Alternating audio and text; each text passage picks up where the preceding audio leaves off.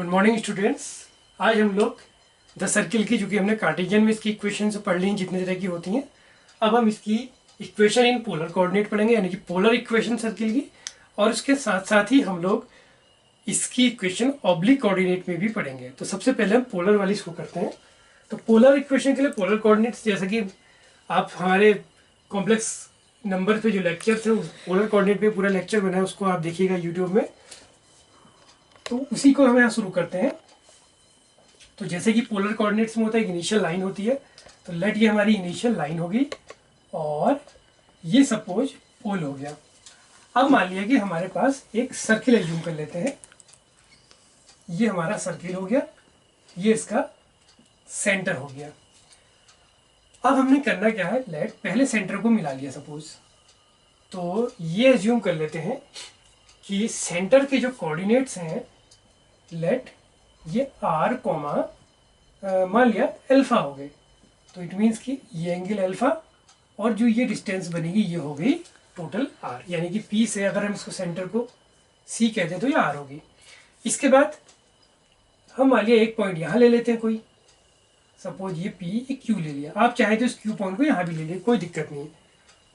पहले अगर हम इसको यहाँ पर ले लें, और इसका आप चाहें तो फिगर ऐसा भी बना सकते हैं कि ये लिया, ये सेंटर का कोऑर्डिनेट ले लिया, और आप चाहे तो इस क्यू पॉइंट को यहाँ भी ले लें, उससे कोई फर्क नहीं पड़ता। चलिए दोनों के बारे में स्टडी कर लेंगे। तो वो स्टडी से क्या निकलेगा कि लेट ये जो कोऑर्डिनेट है, अब इसके कोऑर्डिनेट हमने मान लिया लेट आर कॉमा थीटा। तो इट मीन्स पी से क्यू तक की डिस्टेंस आर और ये पूरा एंगल हो गया आपका थीटा हो गया।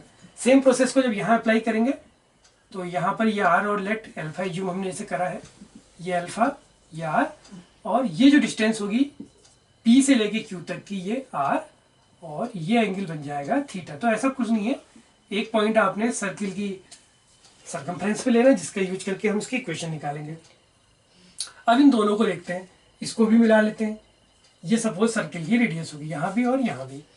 अब ये एंगल हो जाएगा थीटा माइनस अल्फा और ये एंगल हो गया theta minus alpha. Same process. अब इसकी इक्वेशन को डिराइव करना है। तो इसकी इक्वेशन के लिए क्या है, दोनों जगह एक ही कंसेप्ट लगेगी, चाहे इसमें लगाएं या इसमें लगाएं, एक ही सॉल्यूशन आएगा।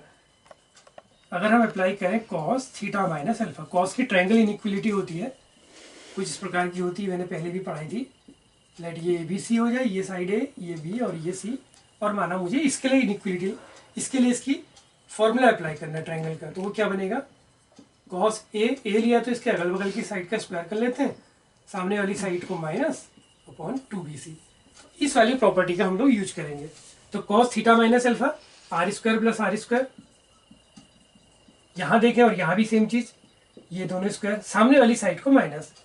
तो उससे कोई मीनिंग नहीं है कि आप चाहे ऐसा लें, पॉइंट को यहाँ लें या कहीं भी लें, कोई प्रॉब्लम नहीं, सबसे एक ही चीज निकलेगी।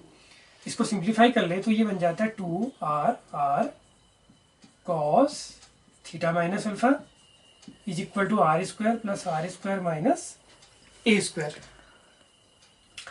इसके बाद ये बचेगा, इसको और सिंप्लीफाई कर ले तो ये बनता है लगभग कि A square is equal to, ए को पॉजिटिव बना ले, बाकी को उधर ले लेते हैं। तो R square plus R square minus 2r capital R cos theta minus alpha. तो ये सर्किल की इक्वेशन होगी पोलर कोऑर्डिनेट की फॉर्म में। तो पोलर कोऑर्डिनेट हमें इसलिए पढ़ना पड़ता है क्योंकि हम सर्किल में भी पोलर कोऑर्डिनेट लेते हैं और आपके इलिप्स में भी लेते हैं, कई जगह पे लेते हैं। तो इसका हमें नॉलेज होनी जरूरी है। अब इसमें कंडीशन अप्लाई करते हैं कि ये पी पॉइंट अगर यहाँ पर आ जाए, यानी कि सर्किल की सरकमफ्रेंस पे आ जाए, तो देखते हैं क्या होगा। इसके लिए भी अप्लाई करते हैं रूल। तब इसकी इक्वेशन क्या बनेगी। तो फिलहाल हम इसकी इक्वेशन को देख लेते हैं। इसकी इक्वेशन जो अभी तक बनी है वो ये बनी है कि A square R square plus capital R square minus 2r cos theta minus alpha. इसी को हम लोगों ने हर जगह यूज करना है, ये जनरल इक्वेशन है। अब सेकेंड कंडीशन में क्या कह रहा हूँ कि जब ये जो पोल है ये सर्किल पर लाई करेगा, means when P lies on the circle, तो उस समय इसका फिगर क्या बनेगा, कोई नया चीज़ नहीं बनेगी, सिर्फ ये होगा कि ये जो पी पॉइंट था वो यहाँ आ गया, ये सेंटर रहा, और क्यू पॉइंट जैसा अभी तक है वो यहीं पर रहेगा। फिगर अब की बार कुछ इस प्रकार का बन जाएगा। तो अंतर क्या पड़ा कि जो डिस्टेंस अभी तक, ये तो आपकी वेरिएबल आर रहेगी, ये सर्किल की रेडियस है, ये भी आर रहेगी। ये जो डिस्टेंस थी पीसी को हमने क्या लिया था, पी से सी तक को कैपिटल ला लिया था। अब जो ये पीसी है ये कितना बन गया, ये पीसी बन गया इस वाले फिगर में ए के बराबर। तो अब इस इक्वेशन में हम लोग क्या कर देंगे, कैपिटल आर की जगह पर स्मॉल आर रख देंगे। तो ए स्क्वायर आर स्क्वायर, अच्छा कैपिटल आर स्क्वायर की जगह अब क्या आ जाएगा, A square 2r A cos theta minus alpha, ये कैंसिल हो गया। तो ये इक्वेशन बन गई R square is equal to 2ar cos theta minus alpha. ये इसको और सिंप्लीफाई कर लें तो r is equal to 2a cos theta minus alpha. तो ये सर्किल की इक्वेशन है एक स्पेशल कंडीशन में, when p lies on the circle. एक और बन जाती है, वो क्या बन जाएगी, अगर इनिशियल लाइन सर्किल की डायमीटर हो जाए। If initial line be diameter of the circle, तो इट मीन उसका अर्थ क्या होगा कि ये जो पी पॉइंट है ये अब कुछ फिगर इसका ऐसा बन जाएगा, ये पी, ये सेंटर, और ये क्यू पॉइंट हो जाएगा। अंतर क्या पड़ा कि पी पॉइंट सर्किल में तो आ ही गया, और ये क्या बन गई, इनिशियल लाइन पीसी, इसकी डायमीटर। अब पीसी जब डायमीटर बन जाएगा तो अल्फा कितना हो गया, 0 डिग्री। तो उस केस में क्योंकि पी और सी के बीच का एंगल था अल्फा, अब की बार अल्फा हो गया 0 डिग्री या 0। तो आर इज इक्वल टू आ गया 2a कॉस थीटा। तो बच्चों ये तो थी सर्किल की इक्वेशन पोलर कोऑर्डिनेट्स में, ये जनरल इक्वेशन थी, ये उसकी कुछ कंडीशन थी। ऐसी कई कंडीशन और भी बन सकती हैं, तो वो अप्लाई करके आप कुछ और भी बना सकते हैं। इसके बाद हम इसका अगला ऑब्लिक कोऑर्डिनेट्स में सर्किल की इक्वेशन को निकालना सीखेंगे।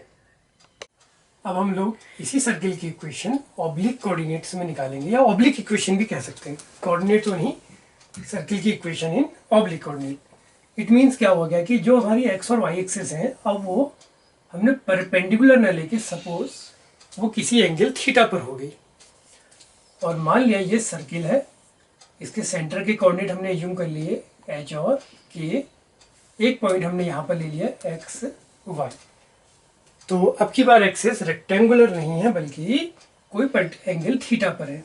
तो फिर वही ये वाला टॉपिक हमने कोऑर्डिनेट ऑफ ट्रांसफॉर्मेशन में भी किया था, जो हमारा एक दूसरा पहले लेक्चर बन चुका है। तो सेम वही चीज़ रिपीट करते हैं।